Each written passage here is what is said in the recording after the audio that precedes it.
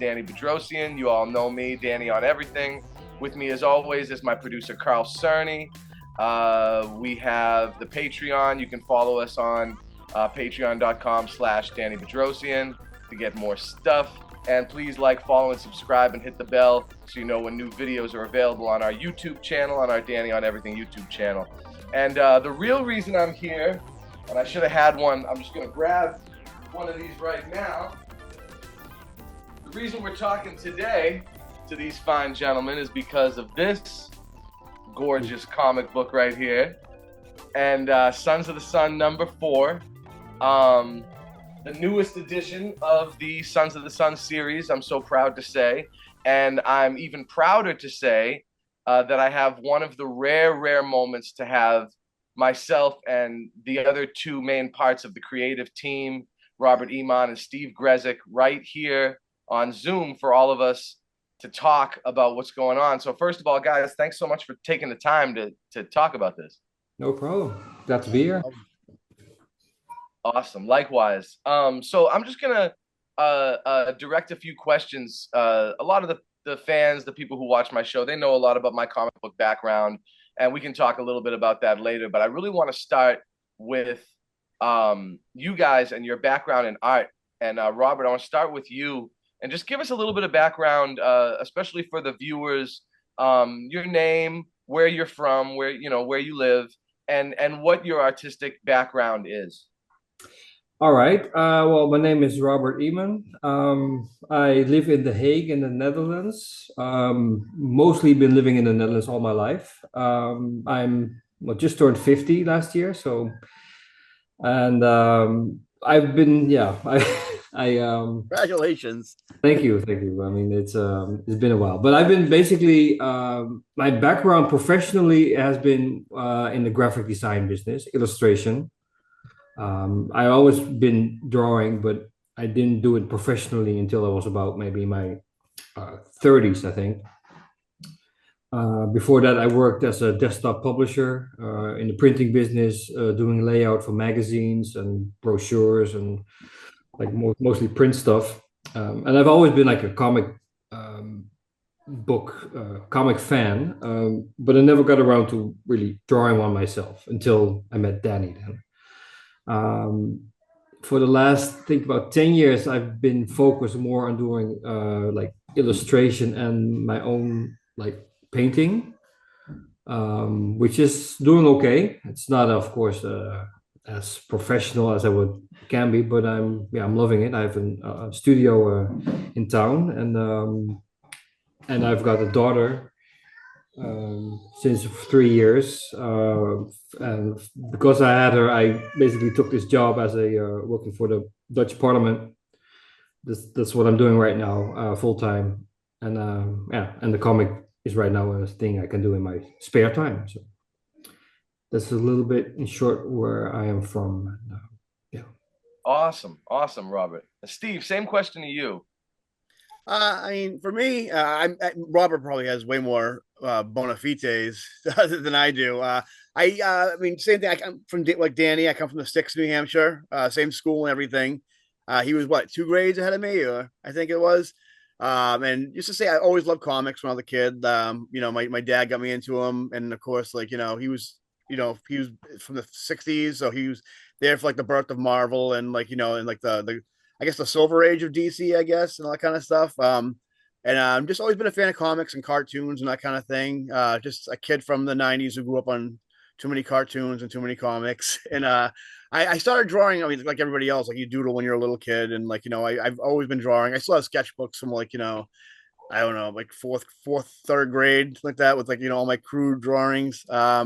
I didn't start drawing. I mean, I still don't draw professionally. I have a couple published works through like independent stuff. A fish stick guy, which I did through a local comic book publisher, which we sold a lot of those during Boston Comic Con, I think 2008, I think.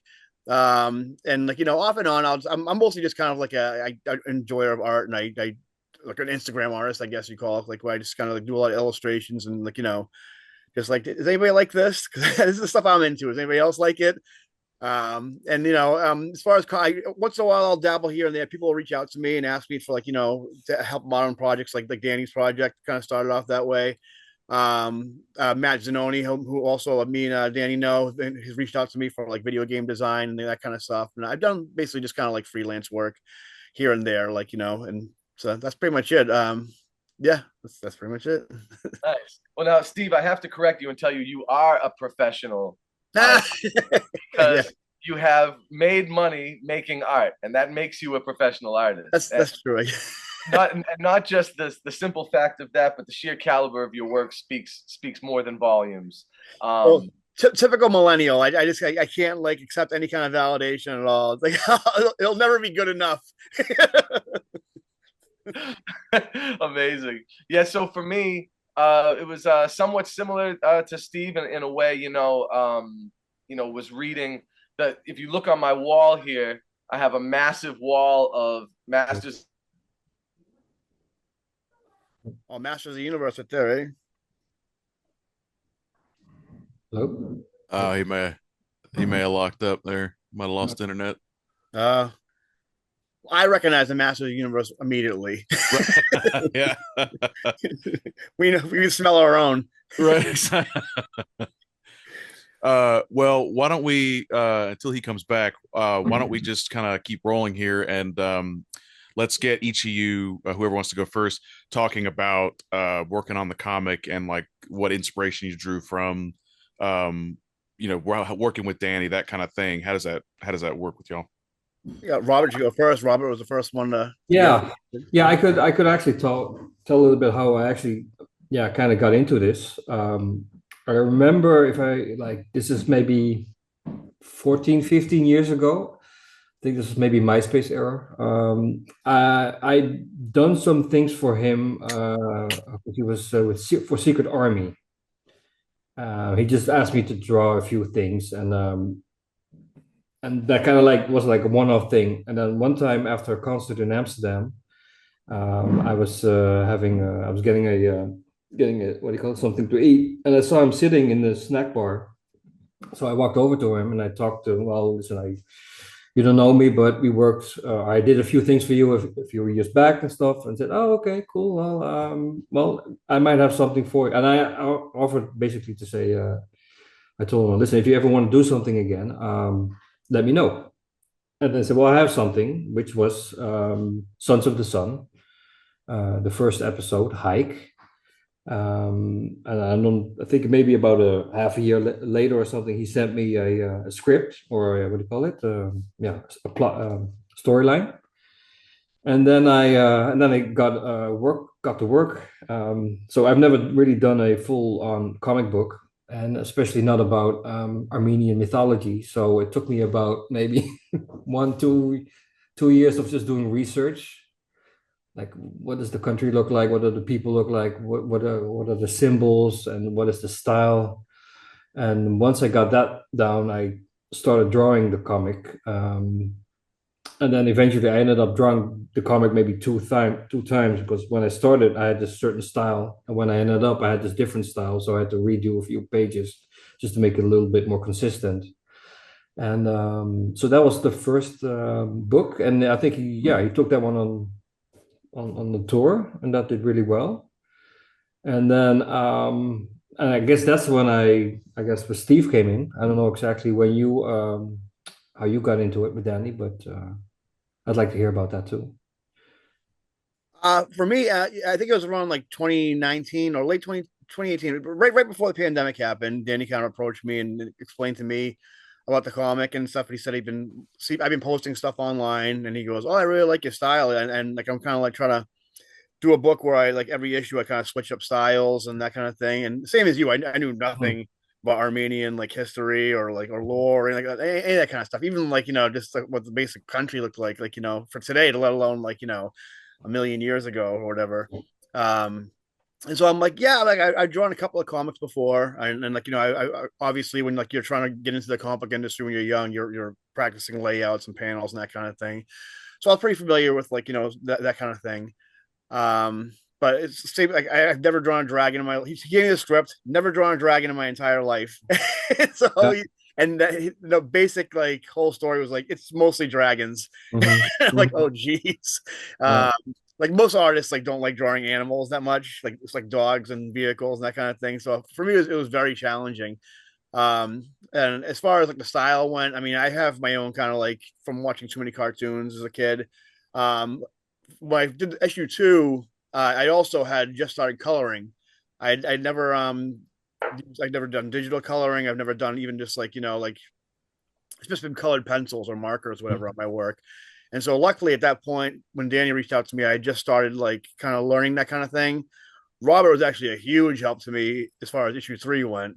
Because I had no idea how to do any kind of like rendering or shading or shadowing, that kind of stuff. And he kind of turned me on to a lot of that stuff, which I'm still like messing around with today and still hugely grateful to him. Mhm. Happy. Um, in, as far as like the style, when I kind of went a little like Dragon Ball Z, a little like those like early 2000s, like like Fox Kids anime type style and stuff. And yeah, I mean, I was hoping Danny would like it the whole time. And there's a bunch of times where I almost messaged Danny. I was like, I don't think I can do this because like I don't know what I'm doing. I'm not very comfortable with this. And but like he's like he was very supportive and kept on pushing me to to go for it. And I think it turned out okay. I mean, there's a couple of panels in there for sure. 1 or 2 I'm pretty proud of. But yeah, Danny's back though. Oh yeah, sorry about that. I forgot my computer's on life support, and if I move it even an inch, everything shuts down. Um, so I'd say I was more than glad that you stuck with it, Steve, because the results were amazing. And a lot of times in the creative process, process is everything to me, and it's just a lot of times in the process, those experimental kind of like progressing through the motions, moving through like the phases of knowledge about a particular part of a medium, be it coloring or editing or anything. A lot of times those first steps, those you call them baby steps, I would say that's not even correct way of putting it, but those early steps towards getting more used to something, that's when a lot of the great experimentation happens. And it's also when a style becomes sort of first comes out, like the iterations of a style, the ideas of a style. And I was already seeing the beginnings of your really nice bright colors, which made such an impact on the Sons of the Sun book in a lot of ways. So I just love that you were able to do that kind of thing. It's the same thing when even Robert, who's also been doing art forever, whenever he was like, oh, I don't know how this looks. I don't know. And a lot of times he'll show it to me. I'll be like, this is amazing. I love this. No, sometimes the uncertainty, taking that step is an important part of the process. A lot of times in concerts, I say, or when we're playing music, the best concerts we have are the ones where, or at least for me personally, when I feel like I'm on this like edge of a cliff where I'm doing the really daring things and I could almost fall off at any time, but I'm hanging on by like a pinky toe and like just teetering between complete perfect like technical whatever and like about to fall off into the canyon of artistic experimentation. I think just that teetering, that's like the perfect place. And I think in comics it's the same thing. Steve, you and I had talked about Deadline style several times, and how like I had told you how I loved Mark Silvestri and Dan Green when they were doing like there was a period in my early reading of Uncanny X-Men when they were doing this, like late 80s, and they were doing the Outback era. Yeah, exactly. And they were doing like bi-weekly. I can't remember. It was one every 2 weeks. I think it was an issue every 2 weeks Yeah, I think it was between for a while. Silvestri and Rick Leonardi, I think. And Yeah, Dan Green inking though. Dan and Green. oh yeah, absolutely. Yeah, a lot of those Yeah, guys. I mean, they did their best work when they were up against when it's like that for even like the industry itself. When like they do their best work when they're pinned against the wall, and I like agree. pressure creates diamonds every time. I agree. Like a lot of those guys, Simonson, John Romita Jr., Silvestri, to me, a lot of their stuff is better when it comes out scratchy, when they're like, I gotta get this done. I gotta get this done. Yeah. Which leads me to the serendipitous happenstance of issue 4, where I decided, okay, we're gonna have 3 artists do it. And over time things happened where it was like, okay, this guy can't get all the pages in. This has to happen. But Steve really came through in the end and just churned out pages on deadline style that just reminded me of some of my favorite Marvel deadline dudes, Steve. It was really cool seeing that in action and watching that unfold, you know. And to give just a little background before I cut myself off, I was gonna say I was really into those Masters of the Universe, the mini comics that came, yeah, it came with the toys. And as you can see on my wall, I got a million of the Origins figures, and they all come with the mini comic right behind the figure. This was the first comic book I ever read. Was one of those ones. You too. I think a lot of the people in our generation, even though I'm a little older than you, that era, those mini comics were like the first things in our hands. And my first figure, I got a Zodak figure from my parents, and it came out in '82, so I was probably one. They probably gave it to me, and I remember because a lot of those early figures, I don't have any of the weapons. And I always chalked it up to, I lost the weapons or whatever, but it's just they didn't give them to me because I was one. I was gonna swallow the sword or whatever. So they give me that and the mini comic, and I still have a few of these tattered mini comics from the He-Man toys. And from '81 to '88, that was my real introduction to comics. And I didn't know till later that it was guys like Mark Tex and Bruce Timm doing a lot of that artwork. It's guys who became masters late, not long after that. And then, by '89, I got bit by the Marvel bug, and for me, it was Fantastic Four and Uncanny X-Men, and I didn't miss a month. And then later, through the '90s, got into all the X books and Image, and I was never a big DC guy. I have a zillion long boxes and short boxes just to my immediate right. And there's 7 long boxes of Fantastic Four, and and maybe 5 or 6 long and short boxes of X-Men books, and a couple boxes of Image books, 1 big long box of Savage Dragon, and then 1 short box that has everything else. Musculaneous. DC, Archie, Harvey, Independent, all in that one little other box. So it's like I was really hooked on one type of thing. But I also did get into a lot of kind of far afield stuff. I talked about this a little bit before with Ed Piskor, rest in peace, when I did the interview with him on Cartoonist Kayfabe, and I was hipping him to. And I was going to ask Robert if he knew about this book, and I wasn't sure if we had talked about it before. Robert, do you know about Rosinski and Van Ham's? Oh yeah, Orgel? yeah. Because I grew up with mostly European comics artists. So while you had like the European, like the Smurfs, and the more childish. But once I got to as a teenager, then I got into hip into the more mature. Yeah, Rosinski. I think he's Polish.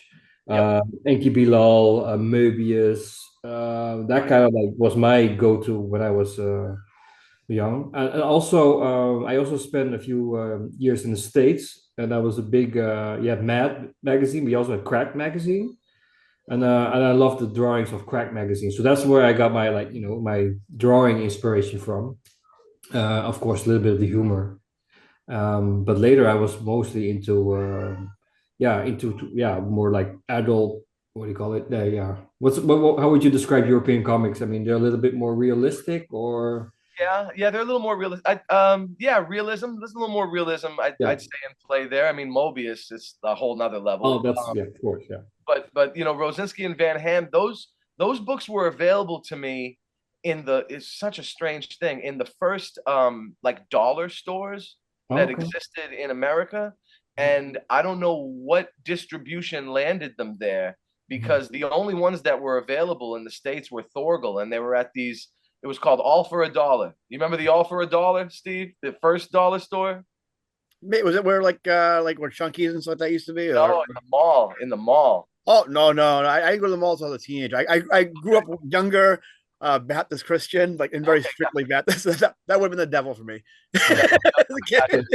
So there was like those first dollar stores. They're called All for a Dollar, and it was they had Thorgal books there, and I was first impressed by the quality of the actual printing. Even as a kid, I was like, oh, these books. It wasn't until I went to France and found, oh, there's, there, this is how they make the books over here. They have the hardbound, and that actually was a big influence on how I wanted to make Sons of the Sun, and not just the content, but actually just like the quality of the printing. I wanted the paper and the cover and all the stock to kind of be a higher quality, and which was something that I went to actually Carl, who's doing our production right now, went to Carl about very early on and said, who should I go to? What should I, and he led me in some good directions as far as like figuring out paper stock and paper weight, because those European comics always, I mean, the stuff we were reading, Steve, in the late 80s, that, I mean, and I love it, of course, because it's the nostalgia, but that newsprint and the Baxter paper and all that other stuff is crazy. I mean, it's just a very different medium to be working in. If you're a colorist, you have to set all kinds of, you have to make mistakes before you can even know what's going to be right or wrong, because this type of yellow is not going to come out like that at all on newsprint. It's going to look like a beige or something, and so those European comics influenced me not just in the storytelling but also in the quality. And Van Ham's work I thought was really impressive. And is he Dutch or is he Flemish, Robert? Do you know? Van Ham, I think he's Franco, Belgian Franco. He's the one with the 13 series, right? Yeah, Yeah, yeah. yeah. I thought he was Flemish. Like I didn't think he was Walloon, because I thought Van Ham. I hear that name. I think that's got to be. Oh, he is. I think he is a. Well, I've read them like in Dutch, of course. Yeah, But I believe he's a French speaking. But there's like, especially in the 70s and 80s, France was the country that they had like the biggest masters, you want to call them. Eastern Europe, Poland, former Yugoslavia, they came up a little bit later. yeah, Spain was very good in the 70s as well, more the underground kind of like. Italy had a lot of like, more like raunchy or risque comics. I don't know, which I was not allowed to read, of course, but I remember because we had comic books in like in the Netherlands. You would have like, the kid stuff, you would have like the adult stuff, but then you would also have like the X-rated stuff, which yeah, like I said, you can't see, but there are like, yeah, it's a huge industry there as well. But yeah, no, Van Ham. And do you know any others? Do you know any Dutch comic book artists? I don't. I think the limit of my knowledge of that was Belgian and French at the time, Okay. especially because Smurfs is Belgian too, if I'm not Yeah, mistaken. yeah, Well, yeah. and then Tintin, Tintin. Yeah, right? that's a yeah. So Tintin was probably the first one I read because that stuff was available to us in the public library, and Mhm. I was also lucky, on a local level to have a public library that had the early editions of all the first Fantastic Fours by Jack Kirby, the first Captain Americas by Jack Kirby, the first Avengers, the first Spider-Mans, and they were all in those early illustrated editions. They were like these, I think they were black and white, hardbound, before graphic Mhm. novels, and having those and having Tintin, early Smurfs, early He-Man, and like I said, those Thorgals. It was kind of an interesting mix of influences until I had like found what I wanted and kind of like zoomed in on that, and addictive personality. So I went in hard on that stuff specifically. But I will say the fantasy of Thorgal influenced me, and Yeah. the fantasy of Thor influenced me as well, and the Eternals by Jack Kirby, because all three of those books um touched on fantasy and mythology in comic book form, which Mhm. wasn't what I set out to necessarily do first, but it was what I ended up wanting to do with Sons of the Sun. um, when I was in second, third, fourth, and fifth grade, my friends and I started a comic book company, and we made and sold and Xeroxed and sometimes hand redrew our own comic book series. Some of us were writers, some of us were artists, some of us colored, some of us lettered, some of us did multiple duties, wrote our own books, and everybody kind of came together. And it was like a small cadre of individuals. Steve, some of the guys who did these with me, and maybe like 10 of us were doing these books, selling them for $1 to our friends and parents and friends' parents and parents' friends. And and we did this for like 4 or 5 years. I still have a lot of the books, you know, and I mean, a lot of it is aping off whatever I was enjoying at the time. You know, I had Nuclear Men, which was kind of like an X-Men ripoff. I had one that was called probably the most, I would say, successful, at least the one I stuck with the longest because I did well into 100 issues. Was one called Tick Tracy, and it was Dick Tracy, who's the famous American, you know, detective comic from the Sunday Funnies, that got bit by a radioactive tick, and he becomes Tick Tracy, is the tick with the yellow hat, and he fights crime. And of course, all the villains, all the famous, already iconic, monstrous villains of Dick Tracy are also bit by bugs, radioactive. They all happen to be bit by radioactive bugs, and they all become, you know, Lips Manless becomes Nats Manless, and Big Boy Caprice becomes Big Bug Caprice. You know, they're all bug names. And I did like 100 issues of this 20-page, 18 to 22-page comic. Sometimes it would be daily, sometimes it would be weekly, sometimes it would be monthly, you know. But I held on and did it for like years. We sold copies and had fun with it. And, you know, like little capitalists, you know, back in the day. This is 89, 90, 91. You're probably the most experienced comic book of the three of us, then I would think. 'Cause I never done. It's really funny.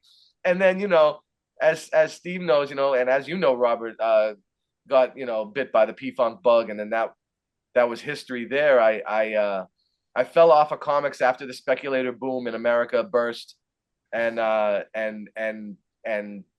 did a little bit of collecting here and there, but didn't get back into it until excuse me, I want to say like 2011, you know, something like that, like not long ago, really. And then got back in head first, though. Got back to the shops, back to, you know, working on my collections. I kept everything I had, and, you know, I maintained that passion for it. I was just on the, you know, in college and then on the road, you know, and it just kind of took away from my ability to collect. And then I realized being on the road is actually can help you with collecting, and you know, going to all those stores where they don't know what you want, so they're not overpricing everything, and getting to go to places like France and getting to and seeing what the comics are like there, in Japan, and seeing what the manga is like. And it's just so cool, you know, to really experience that. It definitely influenced my necessity and my interest in doing another comic book. So yeah, so when it came time to do Sons of the Sun, or even before that, when I was doing Secret Army stuff, you know, I worked with an artist, Nathan Boucher, who I still do intermittently work with. He does all my Secret Army covers and liner note art and stuff like that. And he, in addition to him, I also worked with a small cadre of artists that, you know, we were calling like the Boss Funk art department, and they were like doing different posters and playbills and one sheets and things like that that I could use for promotion and for marketing. And Robert had done some. Do you remember what the first work was you did for me, Robert? Because I remember the first comic you did for me. But was there like a poster you did before that? No, I think I did like 3 pages of sort of a comic based on a Secret Army. Yeah, it's awesome. It looks pretty awesome, but it's, yeah, I had to look at it. I saw it recently. I did too. I don't think it made much sense, so so maybe it might have been a bit confusing. But yeah, I think that's it. I did I think 3 or 4 pages of a comic book. That's it. Yeah. Yeah, it was the monster piece. It was my fifth Exactly. album. Yeah. And you did the pages, and I was like, this is amazing. And it's funny too, because at the time, see, you blame yourself, but I kind of blame myself, because at the time I just wasn't ready to go forward with a comic book the way that I needed to be. Like, I just didn't have my, and granted, you know, I'm 29, still on the road 300 days a year. There was no time for me. I had to like fit all of my non P-Funk touring work which was extensive even at that time, into basically 3 months or 2 months of my life every year, or 2 months or less. So it was very difficult for me to have the wherewithal to put script together, get writing or storyboarding or anything even close to that. But I kept you in mind because I remember what happened was we were playing a show at the Paradiso Yeah. in Amsterdam. And every time I play at the Paradiso, it's kind of like dream world for me. 'Cause it's my favorite venue in the whole world. Best venue in the whole world for us to play. And the shows are just feel magic for us. And then after the show, I went outside and I went across the street. There's a little spot across the street from the Paradiso. Yeah, snack bar, yeah. Yep, that's right. That's right. And Robert was over there, and Robert was like, "Hey, you remember me?" I didn't. I might have been a little bit happy, so to speak. So yeah. Hey, me too. Yeah, like, come on, Yeah, we're in Amsterdam. Yeah. But we talked. It was like, the comic book, we never finished that. And I was like, yeah. I said, you know what though, Robert? Now is going to be the time, because now I actually have something that we can do. And essentially what it was what was going to become Sons of the Sun. And I had gone to college, University of New Hampshire, studying, did Middle Eastern studies, Armenian studies. And I had the makings of a book about Armenian mythology and tribal migrations and Armenian history, and how history and mythology mix, and how mythology is an echo of historical moments told through a different lens in order to either appease someone or to explain something, or to, and so, but the data that was becoming available through everything from archaeological research to genetic data was being updated so quickly, especially in the newer era, that it was like my notes had to be constantly revised and I had to constantly redo this book. So what I ended up doing instead was taking all the information in this book and translating the chapters into smaller parts and making those smaller parts into the scripts for Sons of the Sun, which is essentially what I did. I translated the source material, the data at hand, into narratives, and then created this other timeline for a storyteller to be able to tell it, instead of it being a monograph, nonfiction monograph history book. Create some kind of narrative with an historical figure, the musician, the Ashug, telling the story to village children or townspeople or whatever it may be in each issue. And then we get to the nuts and bolts of the mythological strain that's set in another year from the narrative. And that idea, I was kind of, just starting to gestate and work with that idea when I saw you, Robert. And then that was the beginning of us working on Sons of the Sun #1, which now is 6 years ago. No, way more. Huh? Yeah, Oh, really. okay, we finished it 6 years ago. Oh, that could be. Yeah, it took me a while. You were very patient. Yeah, you were very. Because That was the danger, though, about not having a deadline, though. I mean, I didn't have a deadline, so it was kind of like, yeah, it took me a few years. Yeah, but both of us. It was a learning experience for both of us. Yeah. I mean, because that's the first one. Yeah, so it did take. Yeah, so we probably. Do you think we started in 16? Does that sound right? 2016? The second one? No, the Oh, the first one. first one? Yeah, that makes sense. Yeah. I think so. I think that's what it was. 2016, 2019, we did that first one. And then, in a lot of ways, I thought that's it. We're gonna do that. Like that might be it. It was a lot of work. It was awesome. It was fun. And we made a little money and it was cool. Like, it worked out great. But it wasn't until COVID, a year later, and then me falling in love with that cartoonist kayfabe show, and all they talked about was, the books that I loved and the process, which was just so intriguing to me, not just as a person involved in comics, but as a musician. They really inspired me, even in my music making and in my writing of my P-Funk book as well, just inspiring the process. And the more they talked about it, the more I was like, man, I got a comic book. This should be a #2.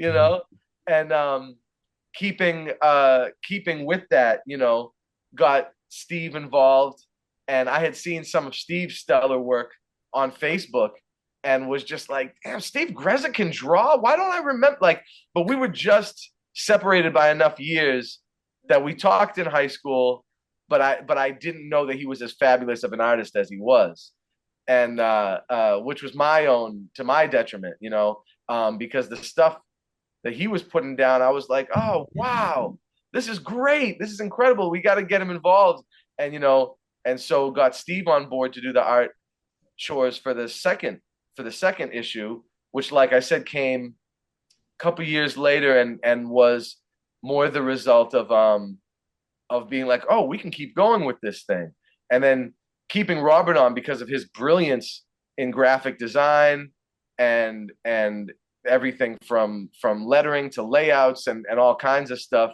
and having this nice compilation of ideas and people really got me thinking, oh, well, we can not just do this once more, we can do this many times more. We can flip the script again. Let's have Steve and Robert flip roles and see what happens there, and so Steve, I know I missed a little bit of you guys talking about the process when you guys were talking with each other, but can you give a little bit of insight on, like, what came naturally to you when you did that issue too, and what were the more learning curve type of stuff? Besides, I know you talked about the color and that kind of thing, but like more just with the process. Was there some stuff that was just like, I got this, and some stuff that was like, oh, this is going to take more getting used to?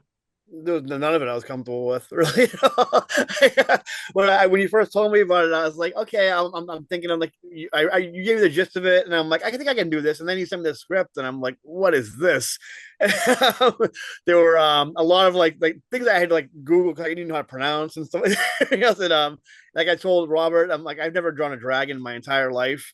And so like a lot of it was, pretty much all of it was out of my comfort zone, pretty much. And so but I kind of like, I did a lot of research as far as like, how like how the land looked back then, or supposedly looked back then. I mean, there's only so much like, stuff you can find on the internet, and a lot of it I kind of like, I took a lot of liberties for. I know as far as like Bond goes, there was a lot of like I guess like anime type inspiration there with that. And but yeah, I mean what we get here. Talk amongst yourselves. I'll be right back. Okay.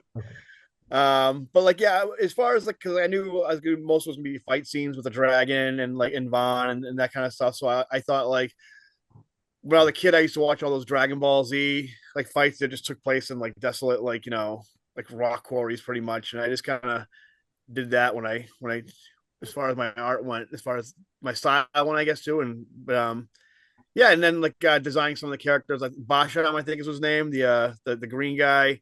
He was kind of a mishmash of a lot of like different um like research I was doing as far as like demigods and demons and Armenian folklore, that kind of thing. Like the hat and stuff was kind of like, yeah, I mean that's something I kind of liked a little bit. But yeah, I mean, I don't know, it's kind of just all came from up here. Like I said, all the stuff I was kind of into and kind of mixed it into like, what I thought would work for the comic, I guess. But a lot of those pages, I mean, like even just the printing process, like when you started telling me to like, put the blue line, the borders and stuff like that, and the bleed edges, I had no idea how to like, I was just used to drawing pictures and sending lots of people or posting them, whatever. And I never like even took that into account, like, like bleed edges and that kind of thing. And like how it's in that splash page we did on issue 2. Yeah, I mean, like it didn't even, to me as an artist, like, you draw posters or just like, pieces, and you're used to putting like the focal point in the middle and everything spreading from there. But when you do a comic and you're doing a splash page, that doesn't work at all, because if you look at that page number 2 where he Vaughn's erupting from the volcano, it's really hard to make out what's going on. And that was at my own, like, I should have, I didn't think of that at all. So I kind of regret doing that, because that was kind of a cool page, to be honest with you. Very cool page. There's the second printing of that book has a version where both pages mirror image each other. They mirror each other. In fact, Carl, you can unmute yourself real quick, because I think Carl, were you the one? Didn't you help us with that issue?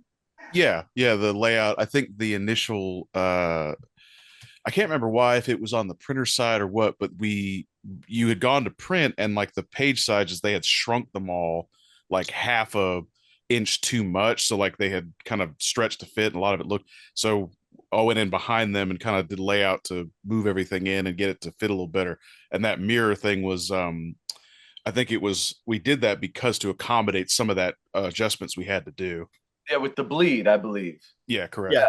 Yeah. And there 'Cause was I started doing like the whole scroll background, and I'm like, why am I even doing that? I just wanted to make it look cool because like I was very cool. desperate to impress, I guess. but and I was actually gonna do like a different one for each one. Then after a while, I was like, I'm just gonna copy and paste the same like background for each one. But I mean, it was definitely a learning process for me. Like that splash page, and also like I just started drawing digitally.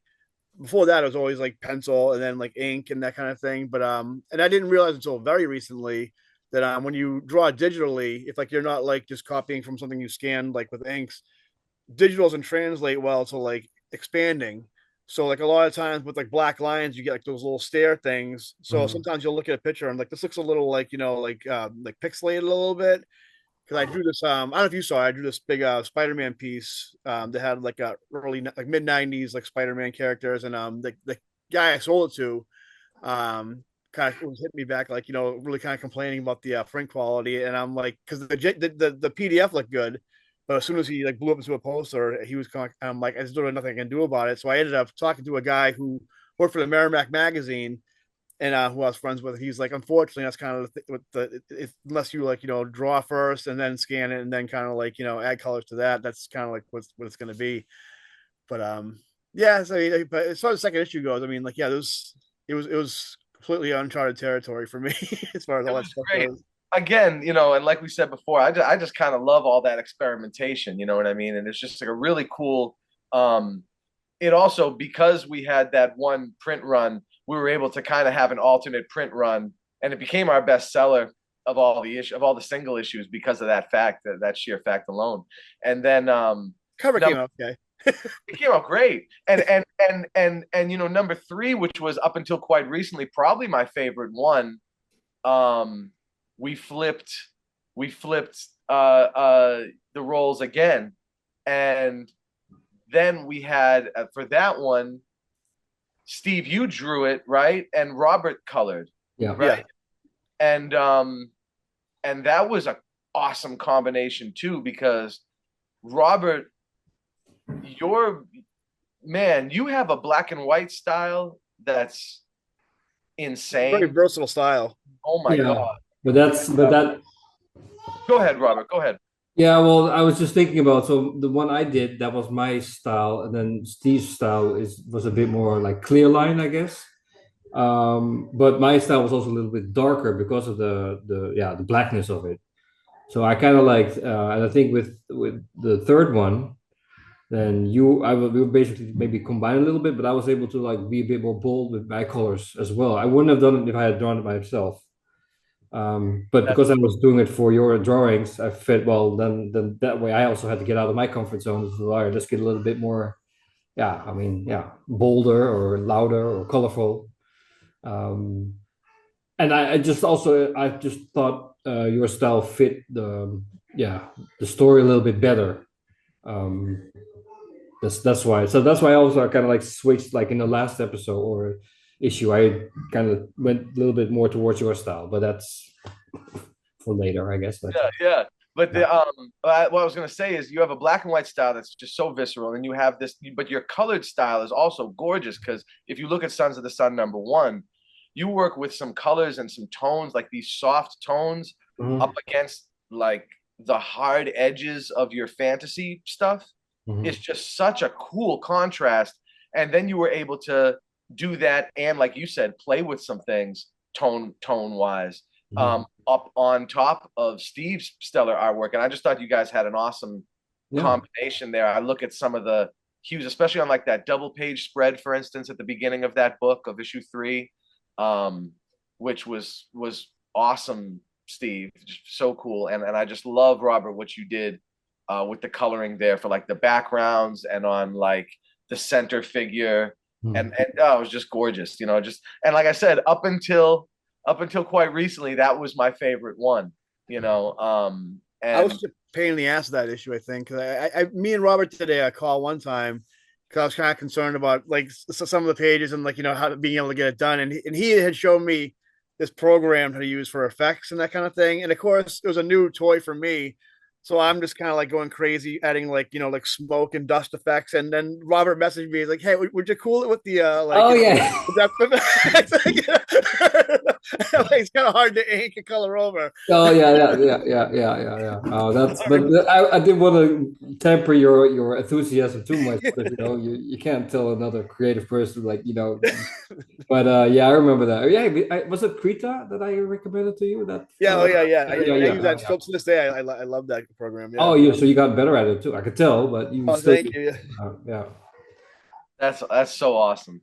And then moving on to this newest one, which again, I hope that each new one keeps becoming my favorite because that's a good thing to have happen. But in between 3 and 4, we of course released the Ultimate Collection, which so far has been actually the best seller. But that's because obviously we can jump the price up, it being 105 pages and it having content from all three of the comics. So that was a really cool thing to do, and I would like to continue doing that because it seems like there's a whole set of fans, something that I didn't realize until much later, that there's a whole set of fans that, yeah, awesome, Steve, thank you. There's a whole set of fans that go for the graphics and the trade paperbacks primarily. I'm such a floppy comic dude. Like, I still have all my long box, I still have all my single issues. I forgot that like most of my peer group got rid of those decades ago and have been just buying bookshelves of I've been buying, bookshelves worth of graphics in the interim. And so that idea was really cool and allowed us to print more of that back matter because both of you guys had concept art that blew my mind that didn't get to make any of the final stuff. And I was like, God, I almost wish I could have printed a whole nother comic full of just the stuff we didn't keep. Because Robert, you did a first draft that I would have been happy with as the final draft. Like, I was like, oh, this is it. We're done. We're done. You know what? Maybe we don't even need color. This looks so good. I don't even know what to say, Robert. Like, I was blown away by your first uncolored draft. Like, I was just like, Yeah. I don't have anything to say. I have no notes.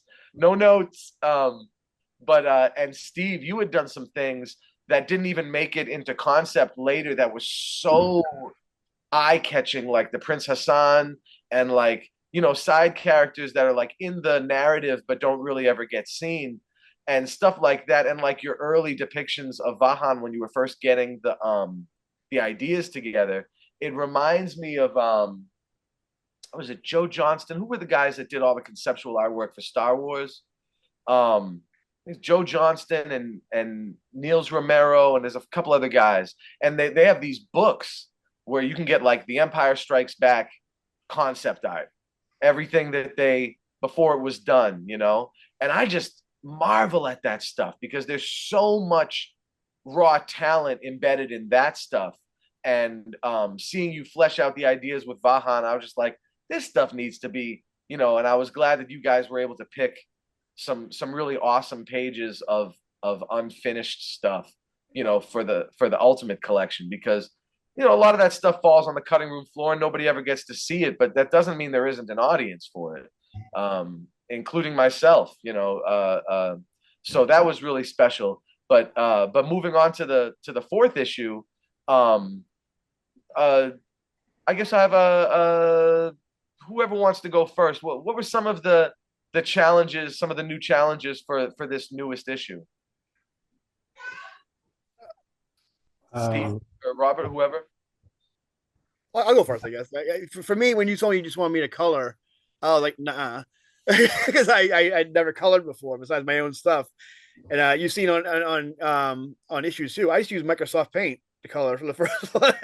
So I told you, I'm like, I talked to Robert again. I'm like, I've never colored over like solid blacks before because at first I was just kind of like filling and then doing some rendering, but then like he kind of gave me some pointers on how to do that. So for Robert work, it's a lot of lines, a lot of like thin lines, and there's a lot of like that kind of stuff. I was really worried about kind of like not diminishing the art by making it too blotchy by like just coloring over it. And but yeah, I was Shafi's work too also was he had a lot of blacks, a lot of like scratchy lines like that. So it was really when I looked at some of the art, I'm like, I don't know how I'm gonna do this because I'm only used to like when I draw something, I know where the colors are gonna go. It's different when you're coloring your own thing versus somebody else's because like you kind of know where everything is going. Sorry about that. So yeah, I mean, I was pretty nervous, but it ended up working out okay. I think. I mean, I tried to do a little bit of experimenting with Robert's pages, like he did with mine, but his was way, he's a master, and I'm I'm still just learning. So Well, what I was gonna say was one of my favorite combinations so far, because we've done so many. One of my favorite combinations so far, Steve, has been your colors on Robert's art, because there's a splash page in issue 4, a double page splash that Robert did with the dragon and with Vahan kind of. I like that page. Yeah. God. Well, that was mostly Robert, but by doing all the patterns like that in the background, and I just kind of added a little like trail with them to go with them. What I originally wanted to do was make it mostly kind of like a watercolor type like aesthetic to the entire issue. I think I accomplished it in maybe one panel the entire comic.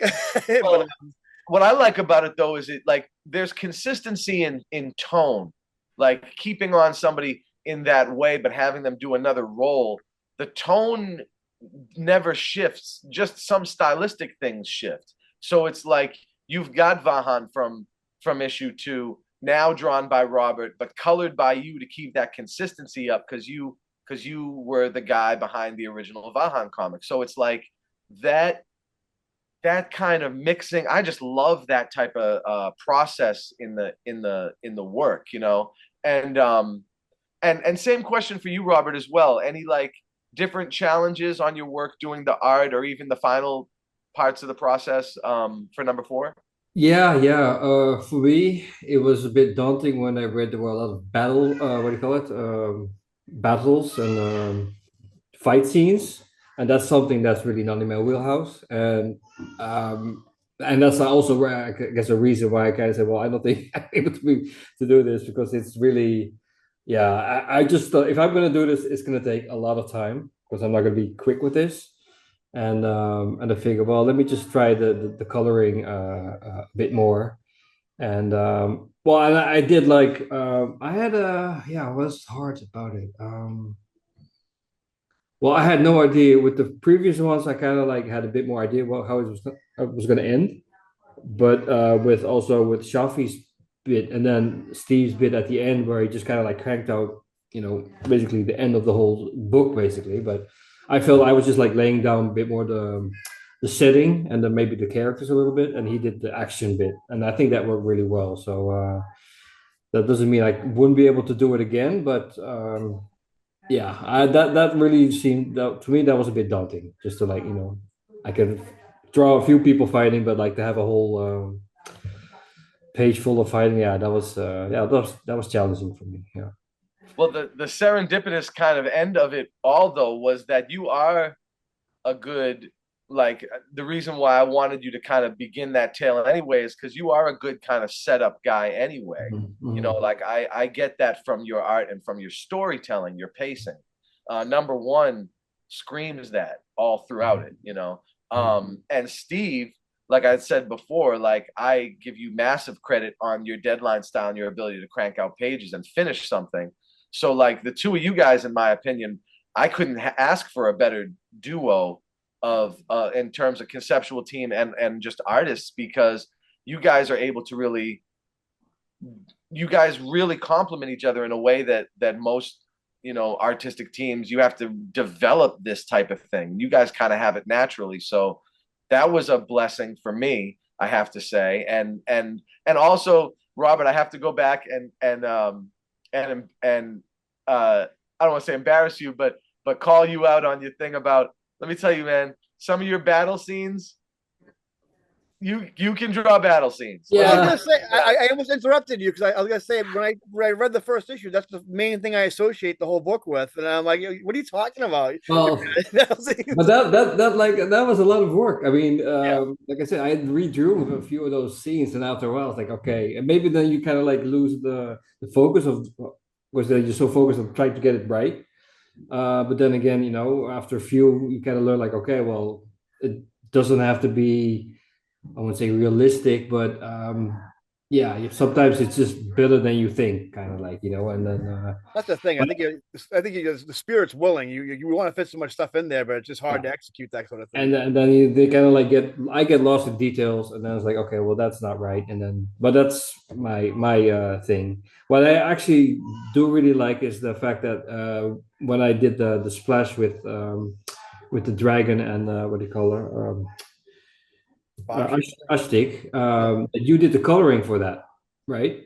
And Yep. based on those colors, that's how I made the cover because okay, well, these are the colors that she's because I had no idea what she was going to look like color wise, and I liked it, so I was like, well, let's just stick with this, and then so in the end, yeah, like, you are also like half responsible for her look because yeah, I wouldn't have thought of giving her like pink skin and, and blue hair. That's like my natural thing to make it as colorful as Oh, possible. it worked. I mean, yeah, no, it was awesome. Yeah. But it's kind of it's not stressful, but it's kind of worrisome when you do something like that. And I saw that your page was gorgeous, and like you want to color it, and but you also don't want to like. Well, he has an idea of how this is supposed to look, so I hope I'm kind of like on the same page and don't kind of like color it, and then him be. That's not at all what I was going for. What are you doing to my Oh. art? You know, that sort of No, thing. no. But yeah, I think that came out good. Yeah, I mean, like I said, I tried to do a watercolor aesthetic for most of it, but I Yeah. think there's one page on the page directly after that. Not the big headshot Mhm. single page one you did, Mhm. and then the page after that where she's on like a body of water, Mhm. and I did a background thing that had kind of like a like a watercolor type color. And that's Yeah. what I want to do for the. I don't know if you read Usagi Yojimbo at all, the comic Stan Sakai with the rabbit samurai. Oh, He's in no. Ninja Turtles a lot too, but But okay, you got to show he me. does a lot of like watercolor. All his Yeah. they're all it's like not like solid coloring or not like like rendered. Mhm. It's watercolor. I wanted to go for something like that, but that would have took just forever. Well, it's a different skill set too, right? I mean, It that's like really is, yeah. its own genre as well. So no, I get it. No, I got that. Yeah. So I also want to touch on Shafi Traeger Payne, who did a few pages of the book as well, and some other work had taken him away from being able to do it, and that was the impetus for Steve and Robert really coming through and helping finish the book and just do such a spectacular job. And I guess I can throw myself up in there. I did my little doodle on the back. I'm trying to get back in the art game slowly, surely. My little folk art. That's So when we're going over the cover, the concept. I'm like, Danny draws. Yeah. Like, why is he left out of here? Let Danny draw it. So yeah, so I'm gonna try to do back covers every issue now. That's gonna be my next. That's gonna be my next kind of fun endeavor. Little homages. I did like it was an homage to Fantastic Four number 353, which is it's a Human Torch on the front, Walt Simonson art, and it's actually the first. Lines. Yeah, and it's the first appearance of the TVA too. Like it's the whole Time Variance Authority Yep. storyline. But I just wanted to, utilize that image, and I am nothing on the artistic level compared to these guys. I'm in awe of their might and their majesty and their ability to create something out of nothing. I'm just kind of looking at pictures I liked from back in the day and trying to make B-rated homages to them. But we're gonna start there. And in terms of coming back to my art world, because I never stopped writing, but I did stop drawing for a really long time. And there was a period in my childhood when I was, I don't know, I was a much better artist when I was 12, and I know that sounds crazy. But my art when I was 12 was on such a higher level. My coloring, my inking, my penciling, like all my skills were so on point. I have all my artwork from my preteen and teenage years, and you can see when it drops off because like all the last artwork is P-Funk covers. Mm. and then it's like no more art. Okay. And so you see like where I disappeared to. It's really kind of funny. It Um, happens.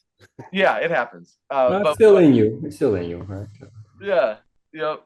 But yeah, with number four, I'm just so proud of the uh really just a compilation of design. You know, these guys, when I do a plot, I sit with the plot for 4 to 6 months, and then I write out a script, and then after that, I write out artist notes.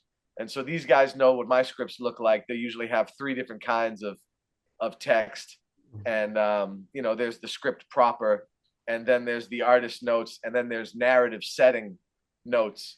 And within that, the part that isn't seen for those, if somebody was to see one of my scripts, the stuff that they're also not seeing is the pages and pages of links to architecture Mm.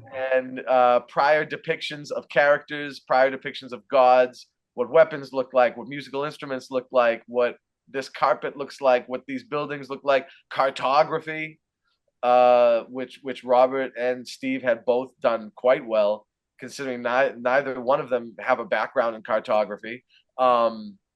They've actually really nailed some of that stuff. And you know, having it's really like a crash course in Armenian studies in a lot of ways.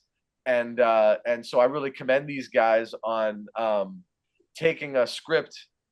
I mean, in some ways, it's probably a blessing because you don't want too little information. You don't want people being vague, and then you give them what you have, and they're like, "Oh, that's not what I was thinking."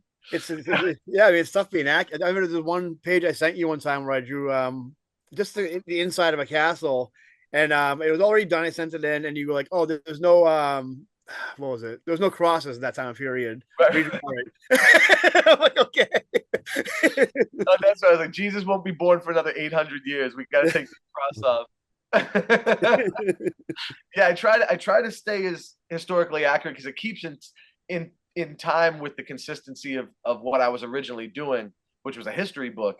But you know, I think it also benefits the fan base and the people who are learning because it's edutainment, if you will, to borrow from somebody else. You know, it has that like educational, but you don't have to do it for you don't have to enjoy it just on an educational level. You can enjoy it on any number of levels: aesthetics, storytelling, you know, on just the kind of visceral level of having a comic book in your hand and buying it. And I know we're sort of running out of time, but I want to just throw in there, you know, we just released this issue number 4, and it is available now. People can get it on the PayPal. It's info@DannyBedrosian.com. The Cash App is $Danny Bedrosian, and the Venmo is @Daniel Bedrosian. And you can see here, you know, and it's already started selling. I just had a sold out show at Word of South in Tallahassee here with George Clinton, and so we actually sold a few of these there. And probably the coolest customer to come buy it was like a 7-year-old girl, and she saw this and she said, "I want this." Oh, cool. Like, That's it. you know, and when I first wrote this one, I wanted to have something that was appealing to the female side of the demographic, because it's something like near 50% in America of the buying demographic in comics is female at this point. So it's, you know, it's super important. And then just to have female representation. I got girls, I got 3 daughters, you know. This issue is like 50% kick-ass women, I think. Exactly. Yep. Right. So you know, I just thought that was super important, and you guys just drove it home. You guys just did such an amazing job, and I'm just so proud of the work we did, and I hope we can do more. You know. Yeah. What's next? Number 0. Number 0. Oh, going back. Yeah, the creation of the universe. Oh, okay. I'm still putting back together my brain after reading the. Oh my God, there's a lot of research you're gonna have to do that on the universe now. Okay. It's gonna be a different. It's a space theme. This one, so it's a little. Oh, okay. Yep. So it'll be like a kind of a different vein, but it's also a little shorter, which will be cool. And I love that we're having our first conceptual meeting about it on Zoom for the podcast. It's so cool. But yeah, but it's gonna be great. And I'm already plotting number 5 as well, which is gonna go back into an earlier timeline that we were working on. But That's the my 3-year-old is playing the melodica. She's my she's cue. playing us out. Yeah, Playing I us love out. Hi, Eric. Hey. Oh. Here, come here. All right, so on behalf of Robert Iman, Steve Grezik, Carl Cerny, Nairi Bedrosian, and myself, Danny Bedrosian, I want to thank you guys all for coming on. Thank you, Robert. Thank you, Steve. Thank you, Carl. I appreciate you guys so much, and let's keep doing what we do. And you've all been experiencing, watching, and hopefully enjoying Danny on Everything.